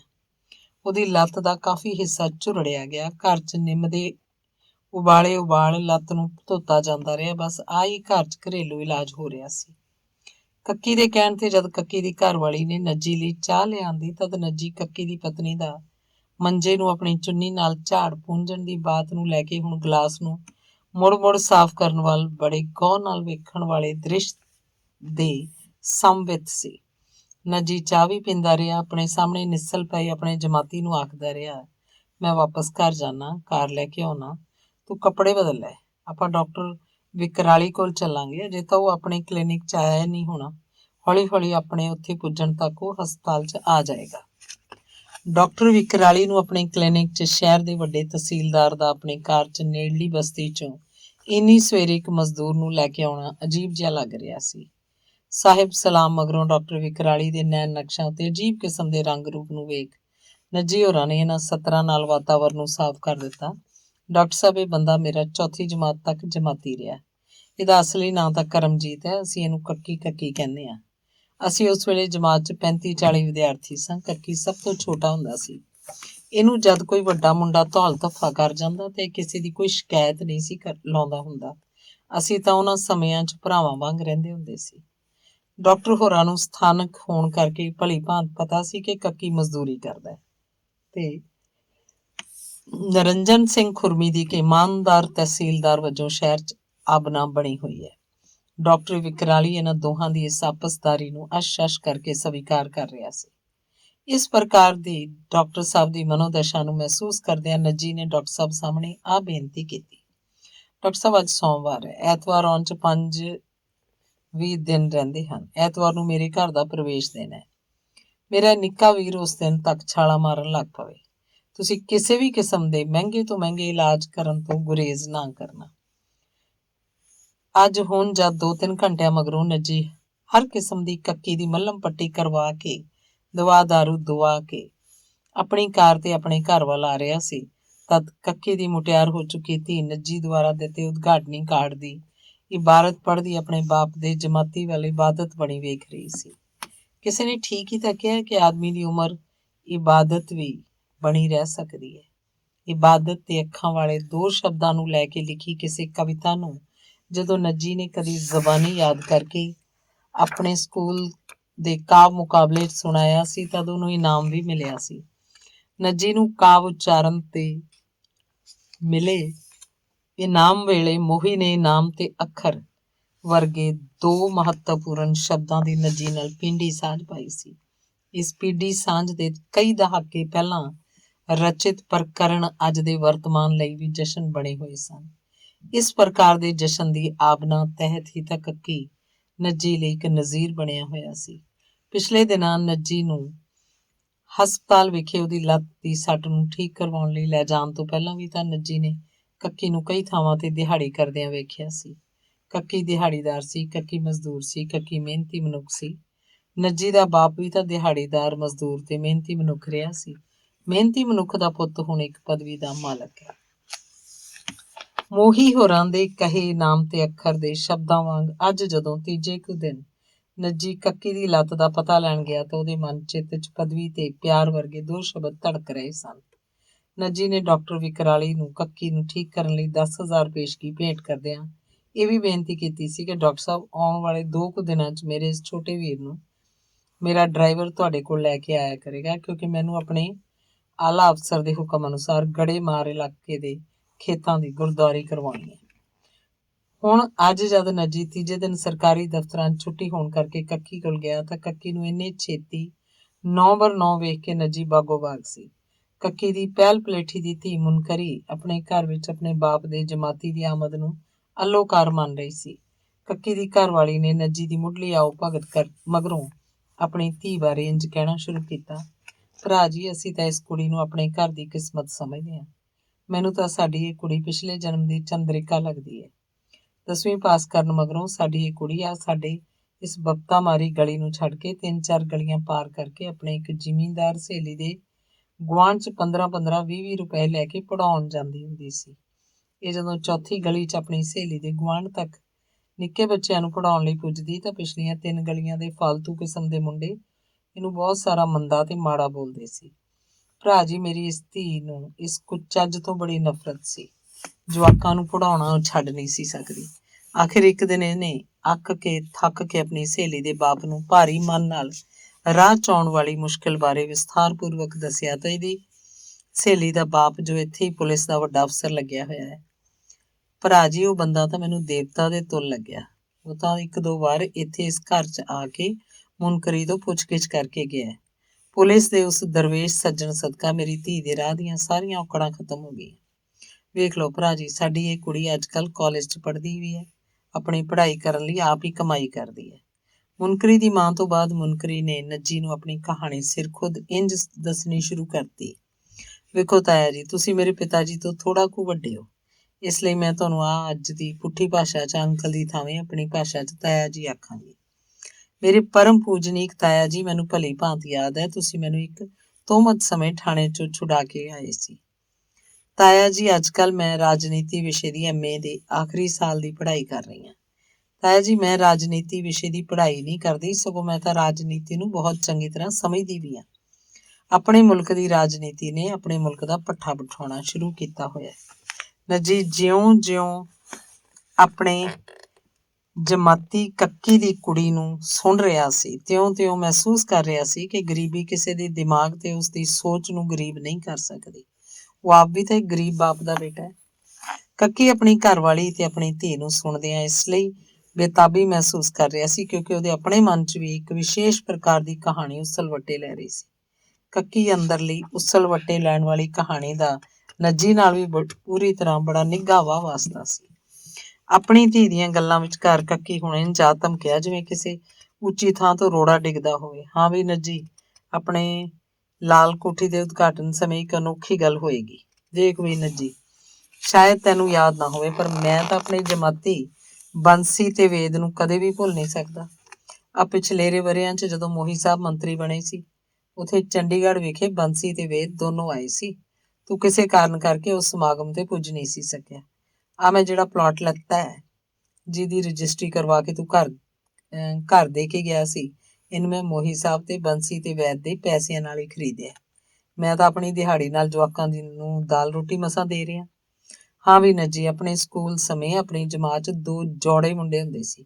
ਇੱਕ ਦਾ ਨਾਮ ਬੰਸੀ, ਦੂਜੇ ਦਾ ਨਾਮ ਵੇਦ ਸੀ। ਇਹ ਇੱਥੇ ਆਪਣੇ ਨਾਨਕੇ ਘਰ ਰਹਿੰਦੇ ਸੀ। ਇਹਨਾਂ ਦਾ ਅਸਲੀ ਪਿੰਡ ਤਾਂ ਹਰਿਆਣੇ 'ਚ ਗੁੱਲੇ ਚੀਕੇ ਕੋਲ ਹੈ। ਇਹਨਾਂ ਦੇ ਮਾਪੇ ਲਹਿੰਦੇ ਪੰਜਾਬ 'ਚੋਂ ਉੱਜੜ ਕੇ ਆਏ ਸੀ। ਨੱਜੀ, ਤੈਨੂੰ ਇਸ ਗੱਲ ਦਾ ਪਤਾ ਹੀ ਨਹੀਂ ਹੋਣਾ ਹੈ ਕਿ ਬੰਸੀ ਆਪਣੇ ਨਾਮ ਬੰਸੀ ਨਾਲ ਸੁਖੀਆ, ਵੇਦ ਆਪਣੇ ਆਪ ਨੂੰ ਵੇਦ ਦੁਖੀਆ ਲਿਖਦਾ ਹੁੰਦਾ ਸੀ। ਬੰਸੀ ਲਾਲ ਸੁਖੀਆ ਤੇ ਵੇਦ ਪ੍ਰਕਾਸ਼ ਦੁਖੀਆ ਦੋਨੋਂ ਭਰਾ ਆਲੀਸ਼ਾਨ ਕਿਸਮ ਦੀ ਜੋੜੀ ਸੀ। ਉਹ ਅੱਜ-ਕੱਲ੍ਹ ਉੱਚ ਪਾਏ ਦੇ ਭਗਤੀ ਧਾਰਾ ਦੇ ਗਾਇਕ ਹਨ। ਮੀਰਾ, ਸੂਰਦਾਸ, ਤੁਲਸੀ, ਭਜਨਾਵਲੀ ਨੂੰ ਕਮਾਲ ਦੀਆਂ ਧੁਨਾਂ 'ਚ ਗਾਉਂਦੇ ਹੈ। ਰੁਪਏ ਪੈਸੇ ਤਾਂ ਉਹਨਾਂ ਉੱਤੇ ਸਾਉਣ ਭਾਦੋਂ ਦੀ ਵਰਖਾ ਵਾਂਗ ਵਰਸਦੇ ਹੈ। ਮੈਂ ਪਰਸੋਂ ਰਾਤ ਨੂੰ ਜਦ ਉਹਨਾਂ ਨੂੰ ਦੱਸਿਆ ਕਿ ਨੱਜੀ ਦੀ ਘਰਵਾਲੀ DSP ਲੱਗੀ ਹੋਈ ਹੈ ਤਾਂ ਉਹਨੇ ਬੇਹੱਦ ਪੈਸਾ ਕਮਾਇਆ। ਨਜਾਇਜ਼ ਕਿਸਮ ਦੀ ਕਮਾਈ ਨਾਲ ਬਣਾਈ ਆਪਣੀ ਮਹਿਲਨੁਮਾ ਕੋਠੀ ਨੂੰ ਜਿਹਦਾ ਉਸਨੇ ਨਾਂ ਲਾਲ ਕੋਠੀ ਰੱਖਿਆ, ਜਾਇਜ਼ ਬਣਾਉਣ ਲਈ ਧਾਰਮਿਕ ਨੁਮਾ ਉਦਘਾਟਨ ਕਰਨਾ ਹੈ। ਨੱਜੀ ਨਾਲ ਤਾਂ ਉਹਦਾ ਵਿਆਹ ਵੇਲੇ ਤੋਂ ਹੀ ਕਰੂਰਾ ਨਹੀਂ ਮਿਲਦਾ, ਪਰ ਜੇਕਰ ਤੁਸੀਂ ਆਪਣੀ ਭਜਨ ਮੰਡਲੀ ਨਾਲ ਆ ਜਾਓ ਤਦ ਨੱਜੀ ਦਾ ਉਦਘਾਟਨੀ ਸਮਾਗਮ 'ਚ ਸੀਰ ਪੈ ਜਾਏਗਾ। ਕੱਕੀ ਨੇ ਅਗਾਂਹ ਵੇਖਿਆ, ਨੱਜੀ ਵੀਰੇ, ਇਸ ਜੋੜੀ ਕੋਲ ਕੋਈ ਸਮਾਂ ਨਹੀਂ ਹੁੰਦਾ। ਪਰ ਹੋਇਆ ਇਹ ਕਿ ਉਹ ਜੁੜਵੇਂ ਗਾਇਕਾਂ ਨੇ ਦੱਸਿਆ ਕਿ ਜੋਤਿਸ਼ ਵਾਲਿਆਂ ਨੇ ਆਉਣ ਵਾਲੇ 10 ਦਿਨਾਂ ਨੂੰ ਦੋਸ਼ੀ ਕਿਹਾ। ਵੇਖ ਨੱਜੀ, ਕਦੇ ਦਿਨ ਵੀ ਦੋਸ਼ੀ ਹੋਏ ਹੈ। ਨੱਜੀ ਵੀਰੇ, ਆਪਣੇ ਉਹ ਦੋਨੋਂ ਜਮਾਤੀ ਪੂਰੇ ਲਾਮ ਲਸ਼ਕਰ ਨਾਲ ਆਪਣੇ ਉਦਘਾਟਨ ਤੋਂ ਇੱਕ ਦਿਨ ਪਹਿਲਾਂ ਆਉਣਗੇ। ਇੰਜੋ ਆਪਣੇ ਨਾਨਕਾ ਘਰ ਵਿਖੇ ਵੀ ਆਉਂਦੇ ਜਾਂਦੇ ਰਹਿਣਗੇ। ਉਹਨਾਂ ਨੇ ਤਾਂ ਇਹ ਵੀ ਮੈਨੂੰ ਆਖਿਆ ਕਿ ਇਸ ਤਰ੍ਹਾਂ ਆਪਣੇ ਮਾਮੇ ਮਾਮੀਆਂ, ਭੈਣ ਭਰਾਵਾਂ ਤੇ ਭਤੀਜੇ ਭਤੀਜੀਆਂ ਦਾ ਉਲਾਂਭਾ ਵੀ ਉਤਾਰ ਦੇਣਗੇ। ਕੱਕੀ ਦੁਆਰਾ ਬੋਲੀ ਜਾ ਰਹੀ ਬਾਣੀ 'ਚ ਜਦੋਂ ਉਲਾਂਭਾ ਸ਼ਬਦ ਆਇਆ ਤਾਂ ਨੱਜੀ ਨੂੰ ਇੰਝ ਲੱਗਿਆ ਜਿਵੇਂ ਉਹਦੀ ਘਰਵਾਲੀ ਉਸ ਲਈ ਪਿਛਲੇ 25-30 ਵਰ੍ਹਿਆਂ ਤੋਂ ਉਲਾਂਭਾ ਹੀ ਬਣੀ ਹੋਈ ਹੈ। ਕਿਸੇ ਦਾ ਇਹ ਕਹਿਣਾ ਕਿੰਨਾ ਸਹੀ ਹੈ ਕਿ ਆਦਮੀ ਦੀ ਉਮਰ ਇੱਕ ਉਲਾਂਭਾ ਤਾਂ ਨਹੀਂ ਨਾ ਹੁੰਦੀ। ਉਮਰ ਨੂੰ ਕੁਦਰਤੀ ਸੁਗਾਤ ਸਮਝਣ ਵਾਲੀ ਸੋਚ ਸਿਫਤੀ ਹੁੰਦੀ ਹੈ। ਵਿਚਾਰਧਾਰਾ ਤੇ ਵਿਅਕਤੀ ਵਾਲੀ ਇਸ ਧੜਕਣ ਨੂੰ ਸੰਭਾਲਦਾ ਹੋਇਆ ਨੱਜੀ ਕੱਕੀ ਕੋਲੋਂ ਵੱਖ ਹੋ ਰਿਹਾ ਸੀ। ਕਾਂਡ 12। ਘਰਾਂ ਦੇ ਦਰ ਦਰਵਾਜ਼ਿਆਂ ਤੇ ਅੰਗਰੇਜ਼ੀ ਭਾਸ਼ਾ 'ਚ ਲਿਖੇ ਅਤਿਆਂ ਪਤਿਆਂ ਤੇ ਨਾਵਾਂ ਨੂੰ ਪੜ੍ਹ ਕੇ ਨੱਜੀ ਕਚੂਚ ਹੋ ਜਾਂਦਾ ਸੀ। ਅੰਗਰੇਜ਼ ਸਾਮਰਾਜ ਦੀ ਪੰਜਾਲੀ ਨੂੰ ਲਾਹੁਣ ਲਈ ਗਦਰੀ ਬਾਬਿਆਂ ਨੇ ਜਨ ਸਧਾਰਨ ਨੂੰ ਸੁਚੇਤ ਕਰਨ ਲਈ ਗਦਰ ਗੂੰਜ ਪੰਜਾਬੀ ਭਾਸ਼ਾ 'ਚ ਪ੍ਰਕਾਸ਼ਿਤ ਕਰਨਾ ਸ਼ੁਰੂ ਕੀਤਾ ਹੋਇਆ ਸੀ, ਤੇ ਫਿਰ ਅੱਜ ਦੀਆਂ ਨੇਮ ਪਲੇਟਾਂ ਨੂੰ ਅੰਗਰੇਜ਼ੀ 'ਚ ਕਿਉਂ ਲਿਖਿਆ ਜਾ ਰਿਹਾ? ਬਲਬੀਰ ਕੌਰ ਦੁਆਰਾ ਬਣਵਾਈ ਲਾਲ ਕੋਠੀ ਦੇ ਪ੍ਰਵੇਸ਼ ਦੁਆਰ ਤੇ ਵੀ ਬਹੁਤ ਸਾਰੀਆਂ ਨੇਮ ਪਲੇਟਾਂ ਅੰਗਰੇਜ਼ੀ 'ਚ ਲਿਖਵਾ ਕੇ ਲਾਈਆਂ ਸਨ। ਨੱਜੀ ਲਈ ਲਾਲ ਕੋਠੀ ਦਾ ਜਿਹੜਾ ਪਾਸਾ ਰਹਿਣ ਲਈ ਨਿਯਤ ਕੀਤਾ ਗਿਆ ਸੀ, ਉਹਦੇ ਪ੍ਰਵੇਸ਼ ਤੇ ਅੰਗਰੇਜ਼ੀ 'ਚ ਲਟਕਦੀ ਫੱਟੀ ਤੇ ਲਿਖਿਆ ਸੀ ਖੁਰਮੀ ਵਿੰਗ। ਖੁਰਮੀ ਵਿੰਗ ਦੇ ਸਾਹਮਣੇ ਬਲਬੀਰ ਵਿੰਗ ਵਾਲੀ ਫੱਟੀ ਲਟਕਦੀ ਸੀ। ਨੱਜੀ ਨੂੰ ਇੰਝ ਲੱਗਦਾ ਰਹਿੰਦਾ ਸੀ ਜਿਵੇਂ ਬਲਬੀਰ ਵਿੰਗ ਵਾਲੀ ਅੰਗਰੇਜ਼ੀ ਦੀ ਫੱਟੀ ਉਹਨੂੰ ਟੀਸ ਤੇ ਡੋਡੋ ਕਰ ਰਹੀ ਹੈ। ਕਦੇ ਕਦੇ ਤਾਂ ਨੱਜੀ ਲਈ ਬਲਬੀਰ ਵਿੰਗ 'ਚੋਂ ਪੈਦਾ ਹੋਈ ਡੋਡੋ ਦੀ ਆਵਾਜ਼ ਉਸ ਦਿਨ ਬਹੁਤ ਭਿਆਨਕ ਤੇ ਖੌਫਨਾਕ ਬਣ ਜਾਂਦੀ ਸੀ ਜਿਸ ਦਿਨ ਬਲਬੀਰ ਕੌਰ ਕੋਲ ਰਿਸ਼ਵਤ ਦੇਣ ਵਾਲੀ ਅਸਾਮੀ ਆਈ ਹੁੰਦੀ ਸੀ। ਇਹ ਸ਼ਾਇਦ ਸਬੱਬ ਤਹਿਤ ਹੀ ਹੋ ਗਿਆ ਕਿ ਲਹੂ ਪੀਣੇ ਧਨ ਨਾਲ ਬਣੀ ਮਹਿਲਨੁਮਾ ਕੋਠੀ ਦਾ ਨਾਂ ਲਾਲ ਕੋਠੀ ਰੱਖਿਆ ਗਿਆ ਸੀ। ਲਾਲ ਕੋਠੀ 'ਚ ਕਈ ਕਿਸਮਾਂ ਦੇ ਵਿੰਗ ਸਨ। ਅੱਜ ਨੱਜੀ ਆਪਣੇ ਵਿੰਗ ਵਾਲੇ ਪਾਸੇ ਇੱਕ ਆਰਾਮਦਾਇਕ ਕਮਰੇ 'ਚ ਪਿਆ ਇਸ ਲਈ ਬੇਆਰਾਮੀ ਮਹਿਸੂਸ ਕਰ ਰਿਹਾ ਸੀ ਕਿਉਂਕਿ ਇਹ ਘਰ, ਜਿਸ ਵਿੱਚ ਮੋਹ ਮਹਿਕ ਤੇ ਆਪਣੱਤ ਦੀ ਥਾਵੇਂ ਵਖਰੇਵਾਂ ਜਿਹਾ ਘੁੰਮਣ ਘੇਰੀਆਂ ਖਾ ਰਿਹਾ ਸੀ, ਬੋਝਲ ਸੀ। ਕਹਾਵਤ ਕਹਿੰਦੀ ਹੈ, ਰੱਬ ਦਾ ਆਸਰਾ ਜਾਂ ਆਸਰੇ ਦਾ ਆਸਰਾ। ਘਰ ਨੂੰ ਆਸਰਾ ਵੀ ਤਾਂ ਕਿਹਾ ਜਾ ਸਕਦਾ ਹੈ। ਆਸਰੇ ਵਿਖੇ ਨੱਜੀ ਬੇਆਸਰਾ ਕਿਉਂ ਹੈ? ਆਸਰੇ ਤੇ ਉਮੀਦ ਨੂੰ ਅੰਗੀਕਾਰ ਕਰਨ ਵਾਲੀ ਇੱਛਾ ਦੇ ਮੂਰਛਿਤ ਹੋਣ ਨਾਲ ਮਨੁੱਖੀ ਆਪਾ ਵੀ ਮੂਰਛਿਤ ਹੋ ਬੈਠਦਾ ਹੈ। ਨੱਜੀ ਇਸ ਪ੍ਰਭਾਵ ਨੂੰ ਕਬੂਲ ਕਰਨ ਵਾਲਾ ਬੰਦਾ ਨਹੀਂ, ਸੋ ਇਸ ਲਈ ਉਹ ਆਪਣੇ ਕਮਰੇ 'ਚ ਉੱਠਿਆ। ਆਪਣੇ ਕਮਰੇ ਦੀ ਛੱਤ ਉਤਲੇ ਆਲੀਸ਼ਾਨ ਬੈਂਚ ਤੇ ਬੈਠ ਕੇ ਪੂਰਨਮਾਸ਼ੀ ਦੇ ਪੂਰੇ ਚੰਨ ਨਾਲ ਗੱਲਾਂ ਕਰਨ ਲੱਗ ਪਿਆ। ਕੁਦਰਤ ਨਾਲ ਜੇਕਰ ਕੁਦਰਤੀ ਲਹਿਜੇ ਨਾਲ ਗੱਲਾਂ ਕੀਤੀਆਂ ਜਾਣ, ਮਨੁੱਖ ਦਾ ਮਨ ਬ੍ਰਹਮਮਈ ਹੋ ਜਾਂਦਾ ਹੈ। ਬ੍ਰਹਮਮਈ ਮਨ ਦਾ ਮਤਲਬ ਹੈ ਕਿ ਉਸ 'ਚ ਦਵੈਤ ਖਤਮ ਹੋ ਜਾਂਦੀ ਹੈ। ਨੱਜੀ ਦਾ ਜਮਾਤੀ ਮਾਲ ਮੰਤਰੀ ਰਿਹਾ ਮਹਿੰਦਰ ਸਿੰਘ ਮੋਹੀ ਇਸ ਲਈ ਸਿਆਸੀ ਬਣਿਆ ਨਾ ਰਹਿ ਸਕਿਆ ਕਿਉਂਕਿ ਸਿਆਸਤ ਤਾਂ ਦਵੈਤਵਾਦੀ ਹੁੰਦੀ ਹੈ। ਦਵੈਤਵਾਦ ਕਾਰਨ ਹੀ ਸਿਆਸਤ ਸੰਪਰਦਾਇਕ ਬਣਦੀ ਹੈ। ਪੂਰਨਮਾਸ਼ੀ ਦੇ ਚੰਨ ਦੀਆਂ ਸ਼ੀਤਲ ਤੇ ਸ਼ਾਂਤ ਰਿਸ਼ਮਾਂ ਨੇ ਨੱਜੀ ਦੇ ਆਪੇ ਨੂੰ ਵੀ ਸ਼ਾਂਤ ਤੇ ਸ਼ੀਤਲ ਬਣਾਇਆ ਹੋਇਆ ਸੀ। ਨੱਜੀ ਇਸ ਪ੍ਰਕਾਰ ਦੀ ਸ਼ਾਂਤੀ ਤੇ ਸ਼ੀਤਲਤਾ ਨੂੰ ਕਿਸੇ ਵੀ ਕਿਸਮ ਤੇ ਛੱਡਣਾ ਨਹੀਂ ਸੀ ਚਾਹੁੰਦਾ। ਚਾਹਤ ਤੇ ਚਿੰਗਾਰੀ ਤਾਂ ਨੱਜੀ ਤਾਂ ਆਪਣੀ ਉਮਰ ਤੇ ਸੁਚੇਤ ਵਰ੍ਹਿਆਂ ਤੋਂ ਹੀ ਉਪਾਸ਼ਕ ਬਣਿਆ ਹੋਇਆ ਸੀ। ਇਸ ਪ੍ਰਕਾਰ ਚੇਤਨਾ ਨੇ ਹੀ ਤਾਂ ਨੱਜੀ ਨੂੰ ਆਪਣੇ ਮਾਂ-ਬਾਪ ਦੀ ਸਿਦਕ ਦਿਲੀ ਦਾ ਇਸ ਅਵਸਥਾ ਤੱਕ ਵੀ ਪੁਜਾਰੀ ਬਣਾਇਆ ਸੀ। ਨੱਜੀ ਲਈ ਲੁਕਾਈ ਦੀ ਸੇਵਾ ਪੂਜਾ ਬਣੀ ਹੋਈ ਸੀ। ਪੂਜਾ, ਪੁਜਾਰੀ, ਪਰਜਾ ਵਰਗੇ ਸ਼ਬਦਾਂ ਦਾ ਸਤਿਕਾਰ ਕਰਦੇ ਨੱਜੀ ਨੂੰ ਪੂਰਨਮਾਸ਼ੀ ਦਾ ਚੰਨ ਥਪਥਪਾ ਰਿਹਾ ਸੀ। ਪੂਰਨਮਾਸ਼ੀ ਦੇ ਚੰਨ ਦੀ ਥਪਥਪਾਹਟ ਨੂੰ ਕਬੂਲ ਕਰਦਾ ਨੱਜੀ ਨੀਂਦ ਦੀ ਦੁਨੀਆ 'ਚ ਜਾ ਸੁੱਤਾ। ਕਾਂਡ 13। ਸਮੇਂ ਦੀਆਂ ਉੱਚੀਆਂ ਲੰਮੀਆਂ ਛਾਲਾਂ ਨੂੰ ਤਾਂ ਸਮਝਿਆ ਜਾ ਸਕਦਾ ਹੈ, ਪਰ ਜਦੋਂ ਕਦੇ ਸਮਾਂ ਹਾਫ ਸਟੈਪ ਐਂਡ ਜੰਪ ਮਾਰ ਲੈਂਦਾ ਹੈ ਤਦ ਸਮੇਂ ਨੂੰ ਸਮਝਣਾ ਔਖਾ ਹੁੰਦਾ ਹੈ। ਪਿਛਲੇ ਕਈ ਵਰ੍ਹਿਆਂ ਤੋਂ ਸਮਾਂ ਹਾਫ ਸਟੈਪ ਐਂਡ ਜੰਪ ਮਾਰਦਾ ਆ ਰਿਹਾ ਹੈ। ਇਸ ਪ੍ਰਕਾਰ ਦੀ ਛਾਲ ਨੂੰ ਸਮਝਣਾ ਨੱਜੀ ਲਈ ਇੱਕ ਸਮੱਸਿਆ ਸੀ। ਨੱਜੀ ਜਦੋਂ ਤੱਕ ਕਿਸੇ ਸਮੱਸਿਆ ਨੂੰ ਸਮਝ ਨਾ ਲੈਂਦਾ, ਉਸ ਸਮੇਂ ਤੱਕ ਉਹ ਬੇਚੈਨ ਬਣਿਆ ਰਹਿੰਦਾ ਹੈ। ਬੇਚੈਨ ਬਣ ਕੇ ਜਿਉਣ ਨੂੰ ਨੱਜੀ ਲਾਹਨਤ ਤੇ ਗਲਾਜ਼ਤ ਸਮਝਦਾ ਹੈ। ਬਾਬਾ ਗੁਰਦੌਰੀ ਦੁਆਰਾ ਰਚਿਤ ਪੁਸਤਕ ਪੰਧ ਤੇ ਪੁਲਾਂਗ ਦਾ ਇੱਕ ਪਾਠ ਲਾਹਨਤ ਤੇ ਗਲਾਜ਼ਤ ਦੀ ਸਾਫ਼-ਸਾਫ਼ ਸ਼ਬਦਾਂ 'ਚ ਸ਼ਨਾਖਤ ਕਰਵਾਉਂਦਾ ਸੀ। ਨੱਜੀ ਨੇ ਬਾਬਾ ਬਾਲਮੀਕੀ ਡੇਰੇ ਦੇ ਅੱਜ-ਕੱਲ੍ਹ ਦੇ ਸਰਵੋ ਸਰਵਾ ਬਾਬਾ ਗੁਰਦੌਰੀ ਦੀ ਪੁਸਤਕ ਦੇ ਇਸ ਪਾਠ ਨੂੰ ਇੰਨੇ ਧਿਆਨ ਨਾਲ ਪੜ੍ਹਿਆ ਕਿ ਉਹਦੇ ਆਪੇ ਤੋਂ ਲਾਹਨਤ ਤੇ ਗਲਾਜ਼ਤ ਕੋਹਾਂ ਦੂਰ ਜਾ ਚੁੱਕੀ ਸੀ। ਇੰਜ ਉਹ ਬਾਲਮੀਕੀ ਡੇਰੇ ਦੇ ਪਾਰਕ ਵਿਚਲੇ ਇੱਕ ਵਿਸ਼ਾਲ ਪਿੱਪਲ ਹੇਠ ਬੈਠ ਕੇ ਆਪਣੀ ਜ਼ਿੰਦਗੀ ਦੇ ਸਮੁੱਚ ਨੂੰ ਜਿਉਂ-ਜਿਉਂ ਸਮਝਣ ਦੀ ਕੋਸ਼ਿਸ਼ ਕਰਦਾ, ਤਿਉਂ-ਤਿਉਂ ਉਹਨੂੰ ਇੰਜ ਲੱਗਦਾ ਜਿਵੇਂ ਉਹ ਸਿਰ ਖੁਦ-ਆਪ ਇੱਕ ਸ਼ਾਂਤ ਸਾਗਰ ਹੋਵੇ। ਧਰਤੀ ਉਤਲੇ ਸ਼ਾਂਤ ਸਾਗਰ ਦੀਆਂ ਸਾਊ ਜਿਹੀਆਂ ਨਿੱਕੀਆਂ-ਨਿੱਕੀਆਂ ਲਹਿਰਾਂ ਦੀ ਰਮਣੀਕ ਲਹਿਰੀ ਫਿਜ਼ਾ ਵਿਸ਼ੇਸ਼ ਕਿਸਮ ਦੇ ਸੰਗੀਤ ਨੂੰ ਜਨਮ ਦੇ ਰਹੀ ਸੀ। ਜਨਮ ਦੀ ਮਹਿਮਾ ਤੇ ਮੌਤ ਦਾ ਮਾਤਮ ਮਨੁੱਖ ਦੇ ਆਰੰਭ ਤੇ ਅੰਤ ਨੂੰ ਦਰਸਾਉਂਦਾ ਹੈ।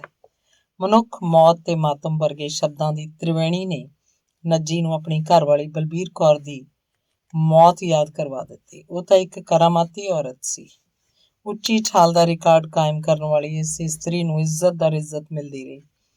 ਬਲਬੀਰ ਕੌਰ ਨੂੰ ਯਾਦ ਕਰਦਿਆਂ ਨੱਜੀ ਨੂੰ ਆਪਣੀ ਘਰਵਾਲੀ ਹੱਥੋਂ ਆਪਣੇ ਆਪ ਨੂੰ ਬੇਇੱਜ਼ਤ ਕੀਤੇ ਜਾਣ ਵਾਲੇ ਪਲ ਵੀ ਚੇਤੇ ਆਉਣ ਲੱਗ ਪਏ। ਕਿਸੇ ਪਾਸਿਓਂ ਆਵਾਜ਼ ਆਈ ਕਿ ਇੱਜ਼ਤ ਤੇ ਬੇਇੱਜ਼ਤੀ ਤਾਂ ਬਰਾਬਰ ਤੁਰਨ ਵਾਲੇ ਦੋ ਤੱਤ ਹਨ। ਇਹਨਾਂ ਦੋ ਤੱਤਾਂ ਦੀ ਤਹਿ ਤੱਕ ਜਾਣ ਵਾਲਾ ਮਨੁੱਖ ਆਪਣੇ ਮੰਤਵ ਦੀ ਪੂਰਤੀ ਲਈ ਅਡੋਲ ਬਣਿਆ ਰਹਿੰਦਾ ਹੈ। ਹੁਣ ਨਿਰੰਜਨ ਸਿੰਘ ਖੁਰਮੀ ਸਾਹਮਣੇ ਉਸ ਦੁਆਰਾ ਅੱਜ ਤੋਂ 20 ਵਰ੍ਹੇ ਪਹਿਲਾਂ ਸ਼ੁਰੂ ਕੀਤਾ ਮੰਤਵ ਮਿੱਠੀ-ਮਿੱਠੀ ਮੁਸਕਾਨ ਲੈ ਕੇ ਹਾਜ਼ਰ ਹੋ ਰਿਹਾ ਸੀ। ਕਿਉਂ ਬਈ ਨੱਜੀ, ਆ ਬਾਲਮੀਕੀ ਡੇਰਾ ਜਿਹੜਾ ਹੁਣ ਗੁਲੋ ਗੁਲਜ਼ਾਰ ਹੈ, 20 ਸਾਲ ਪਹਿਲਾਂ ਨਹੀਂ ਸੀ?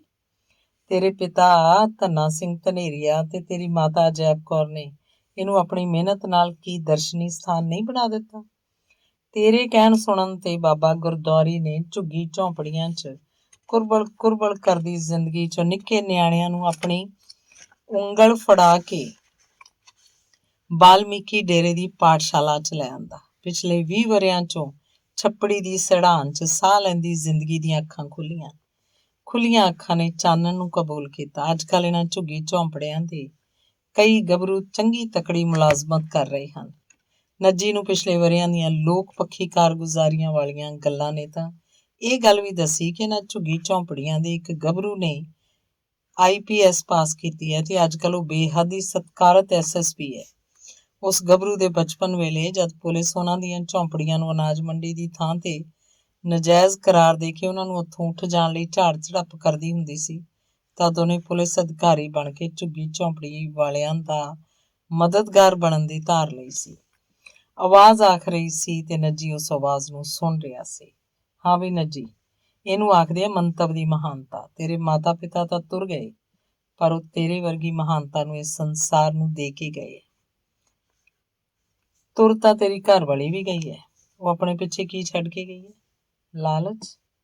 ਆਹ ਲਾਲਚ ਨੱਜੀ ਸਿਆਂ, ਲਾਲਚ ਲੁੱਚਾ ਹੁੰਦਾ ਹੈ। ਲਾਲਚ ਲੁੱਚ ਪੋਹ ਕਰਦਾ ਰਹਿੰਦਾ ਹੈ। ਤੂੰ ਉਸ ਦਿਨ ਆਪਣੀ ਘਰਵਾਲੀ ਦੀ ਮ੍ਰਿਤਕ ਦੇਹ ਨੂੰ ਸਫੈਦ ਸੱਥਰ 'ਚ ਪਈ ਨੂੰ ਜਿਹੜੀਆਂ ਅੱਖਾਂ ਨਾਲ ਵੇਖ ਰਿਹਾ ਸੀ, ਉਹ ਤੈਨੂੰ ਇਹ ਵੀ ਤਾਂ ਦੱਸ ਰਹੀਆਂ ਸੀ ਕਿ ਤੇਰੀ ਘਰਵਾਲੀ ਜਿਸ ਪਲੰਘ ਤੇ ਪੈਂਦੀ ਹੁੰਦੀ ਸੀ, ਉਸ ਸੰਦੂਕਨੁਮਾ ਪਲੰਘ ਨੂੰ ਤੂੰ ਇੱਕ ਦਿਨ ਉਹਦੀ ਗੈਰ ਹਾਜ਼ਰੀ 'ਚ ਖੋਲ੍ਹ ਕੇ ਵੇਖਿਆ। ਉਸ ਸੰਦੂਕਨੁਮਾ ਪਲੰਘ 'ਚ ਰੰਗ ਬਿਰੰਗੇ ਕੱਪੜਿਆਂ 'ਚ ਨੋਟਾਂ ਦੀਆਂ ਗਠੜੀਆਂ ਬੰਨੀਆਂ ਸਨ। ਹਾਂ, ਤਾਂ ਜਿਸ ਦਿਨ ਤੇਰੀ ਘਰਵਾਲੀ ਬਲਬੀਰ ਕੌਰ ਚਲਾਣਾ ਕਰ ਗਈ, ਉਹਦੀਆਂ ਨੂੰਹਾਂ 'ਚੋਂ ਕਿਸੇ ਇੱਕ ਲਾਲਚੀ ਤੇ ਲੁੱਚੀ ਨੂੰਹ ਨੇ ਸਾਰੀਆਂ ਗਠੜੀਆਂ ਚੋਰੀ ਕਰਕੇ ਆਪਣੀ ਪੇਟੀ 'ਚ ਸੁੱਟ ਕੇ ਪੇਟੀ ਨੂੰ ਕਈ ਜਿੰਦੇ ਲਾਤੇ ਸੀ।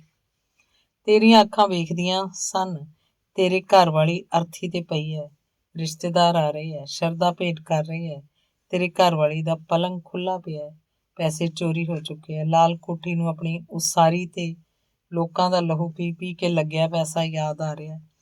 ਲਾਲ ਕੋਠੀ ਦੇ ਬੋਲ ਤੈਨੂੰ ਸੁਣਾਈ ਦਿੰਦੇ ਹਨ।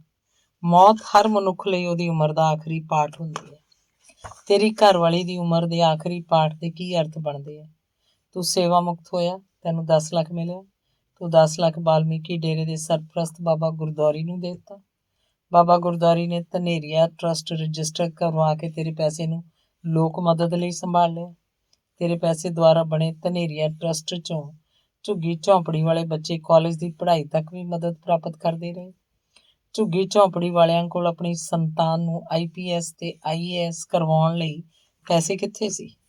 ਬਾਲਮੀਕੀ ਡੇਰੇ ਦੇ 2 ਪੜ੍ਹਾਕੂ ਅੱਜ ਕੱਲ੍ਹ IAS ਦੀ ਤਿਆਰੀ ਕਰ ਰਹੇ ਆ।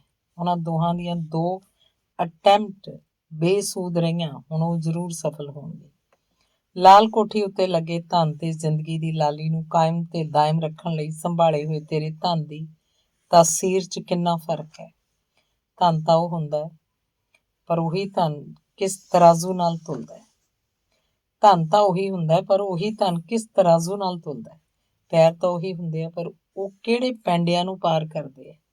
ਹੱਥ ਤਾਂ ਉਹੀ ਹੁੰਦੇ ਆ, ਪਰ ਉਹ ਕਰਾਮਾਤੀ ਬਣਦੇ ਆ ਜਾਂ ਕਾਤਿਲ।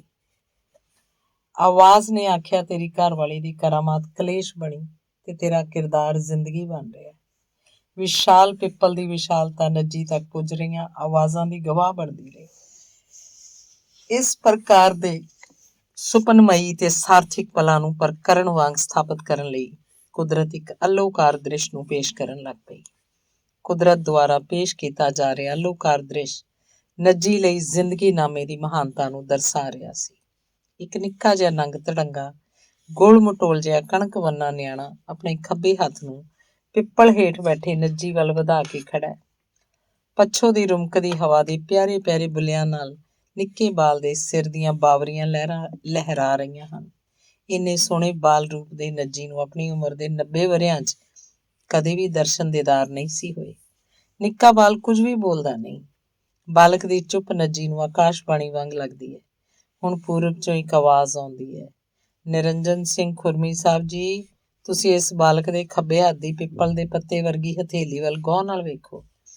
ਇਸ ਬਾਲਕ ਨੇ ਆਪਣੇ ਸੱਜੇ ਹੱਥ ਦੀ ਮੁੱਠੀ ਬੰਦ ਕਰਕੇ ਆਪਣੇ ਅੰਗੂਠੇ ਦੇ ਨਾਲ ਦੀ ਉਂਗਲੀ ਨਾਲ 2-3 ਵਾਰ ਤੁਹਾਨੂੰ ਇਸ਼ਾਰਾ ਵੀ ਕੀਤਾ। ਤੁਸੀਂ ਉਸ ਇਸ਼ਾਰੇ ਨੂੰ ਸਮਝ ਨਹੀਂ ਸਕੇ। ਕੁਦਰਤੀ ਉਂਗਲਾਂ ਦੇ ਇਸ਼ਾਰੇ ਇਨਾਇਤ ਵਰਗੇ ਹੁੰਦੇ ਹਨ। ਅੱਜ ਕੱਲ੍ਹ ਆਦਮੀ ਇਨਾਇਤ ਤੋਂ ਤੇ ਇਨਾਇਤ ਆਦਮੀ ਤੋਂ ਦੂਰ ਹੁੰਦੀ ਜਾ ਰਹੀ ਹੈ। ਕੁਦਰਤ ਦੇ ਇਸ ਬਾਲ ਰੂਪ ਦੇ ਖੱਬੇ ਹੱਥ ਦੀ ਹਥੇਲੀ ਤੇ ਇੱਕ ਨਿੱਕੀ ਜਿਹੀ ਪਿੱਪਲ ਦੀ ਬਾਟੀ 'ਚੋਂ ਨਿਕਲਿਆ ਖਸਖਸ ਦੇ ਦਾਣੇ ਜਿੱਡਾ ਬੀਜ ਪਿਆ।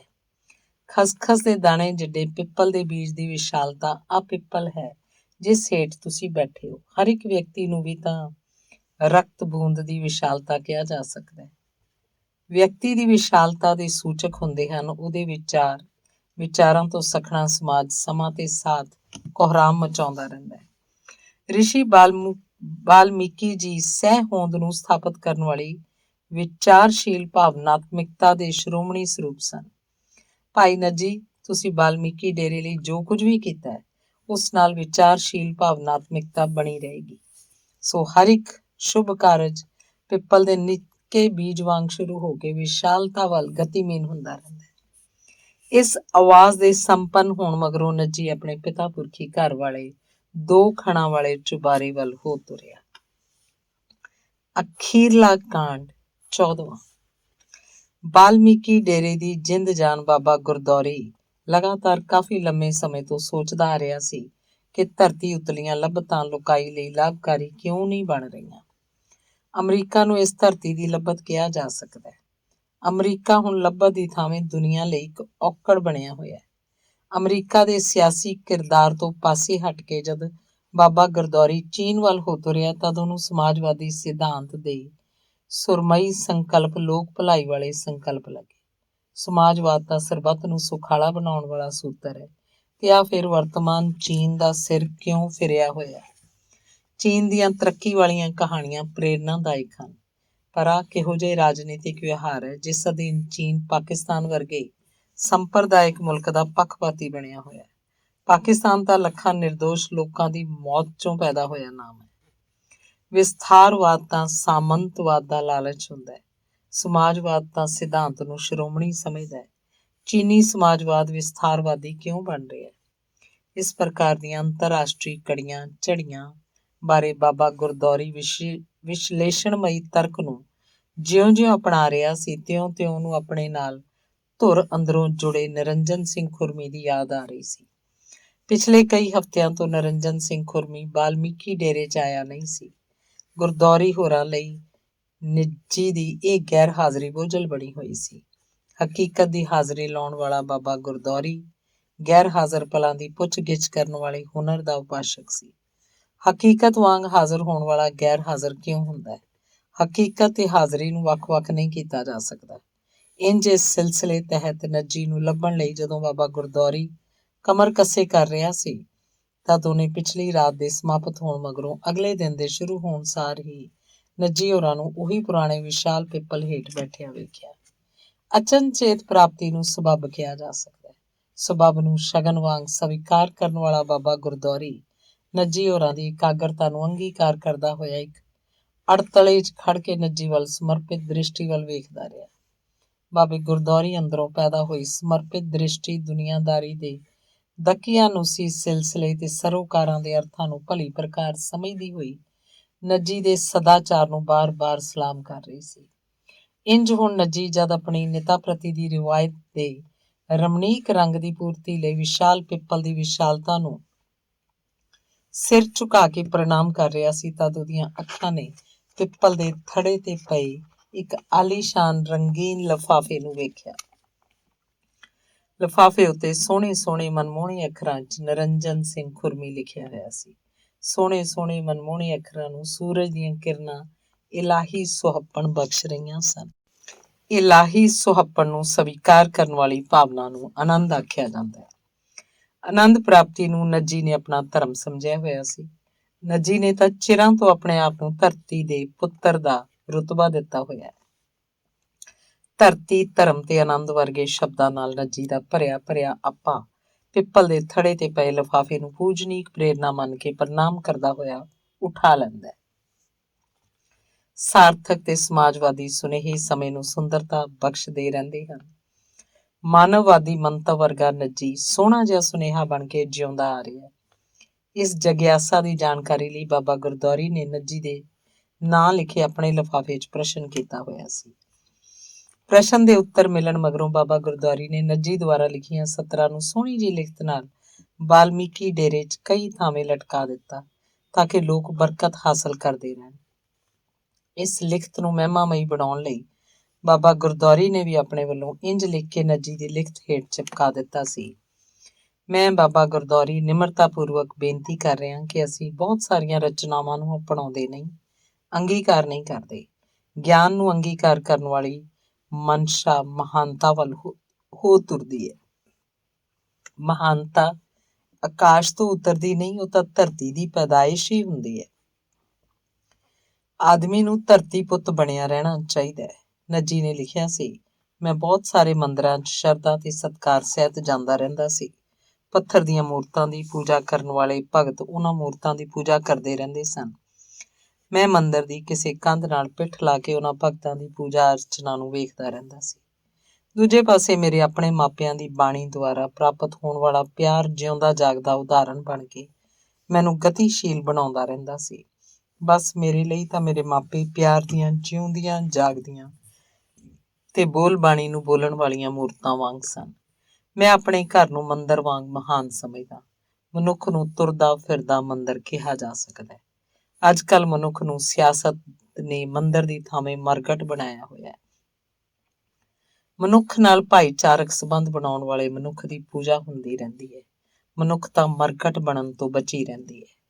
ਤੁਰਦੇ ਫਿਰਦੇ ਮਨੁੱਖ ਮੰਦਰ ਨੂੰ ਮੇਰਾ ਬਾਰ-ਬਾਰ ਪ੍ਰਣਾਮ। ਇਹਨਾਂ ਸਤਰਾਂ ਨੂੰ ਸੁਣ ਕੇ ਪਿੱਪਲ ਦੀ ਵਿਸ਼ਾਲਤਾ ਪੂਰਨ ਤੌਰ ਤੇ ਪ੍ਰਸੰਨ ਸੀ। ਅੱਜ ਕੱਲ੍ਹ ਵਾਲਮੀਕੀ ਡੇਰੇ 'ਚ ਇਹ ਆਵਾਜ਼ ਗੂੰਜਦੀ ਰਹਿੰਦੀ ਹੈ। ਪਿੱਪਲ ਨੂੰ ਬ੍ਰਹਮਾ ਕਿਹਾ ਜਾਂਦਾ ਹੈ। ਬ੍ਰਹਮਾ ਨੂੰ ਜ਼ਿੰਦਗੀ ਦਾ ਉਤਪਾਦਕ ਮੰਨਿਆ ਜਾਂਦਾ ਹੈ। ਪਿੱਪਲ ਪਖੰਡ ਨਹੀਂ, ਪਿੱਪਲ ਨੂੰ ਸੱਚ ਸਮਝਦੇ ਰਹੋ। ਵਾਲਮੀਕੀ ਡੇਰੇ 'ਚੋਂ ਪਿੱਪਲ ਦੀ ਵਿਸ਼ਾਲ ਨੂੰ ਮਹਿਸੂਸ ਕਰਦੇ ਰਹੋ। ਜ਼ਿੰਦਗੀ ਨੂੰ ਮਹਿਸੂਸ ਕਰਨ ਵਾਲਾ ਮਨੁੱਖ ਮਾਨਵਵਾਦੀ ਹੁੰਦਾ ਹੈ। ਮੈਂ ਉੱਚੀ ਪਦਵੀ ਤੇ ਪੁੱਜਿਆ ਪਰ ਮੈਂ ਆਪਣੇ ਪਿਛੋਕੜ ਨੂੰ ਨਹੀਂ ਭੁੱਲਿਆ। ਪਿਛੋਕੜ, ਵਰਤਮਾਨ ਤੇ ਭਵਿੱਖ ਆਪਸ 'ਚ ਜੁੜੇ ਰਹਿੰਦੇ ਹਨ। ਕੋਈ ਕਿੰਨਾ ਵੱਡਾ ਕਿਉਂ ਨਾ ਬਣ ਜਾਏ, ਪਰ ਜੇਕਰ ਉਹ ਸਹੀ ਮਨੁੱਖ ਨਹੀਂ ਤਾਂ ਆਪਣੇ ਵੱਡਪਣ ਦੀ ਸਹੀ ਵਰਤੋਂ ਨਹੀਂ ਕਰ ਸਕਦਾ। ਮਨੁੱਖ ਬਣ ਕੇ ਮਨੁੱਖਤਾ ਨੂੰ ਤਰਜੀਹ ਦੇਣ ਨਾਲ ਜ਼ਿੰਦਗੀ ਜਿਉਂਦੀ ਰਹਿੰਦੀ ਹੈ। ਕੁਦਰਤ ਕਹਿੰਦੀ ਹੈ ਕਿ ਹਰ ਇੱਕ ਮਨੁੱਖ ਜ਼ਿੰਦਗੀ ਦੀ ਜੋਤ ਹੁੰਦਾ ਹੈ। ਮੈਂ ਤਾਂ 8-9 ਦਹਾਕਿਆਂ ਤੋਂ ਕੁਦਰਤ ਦੇ ਇਸ ਕਥਨ ਨੂੰ ਅਪਣਾਉਂਦਾ ਆ ਰਿਹਾ। ਇਸ ਅਪਣੱਤ ਨੂੰ ਜ਼ਿੰਦਗੀ ਕਿਹਾ ਜਾ ਸਕਦਾ ਹੈ। ਧੰਨਵਾਦ।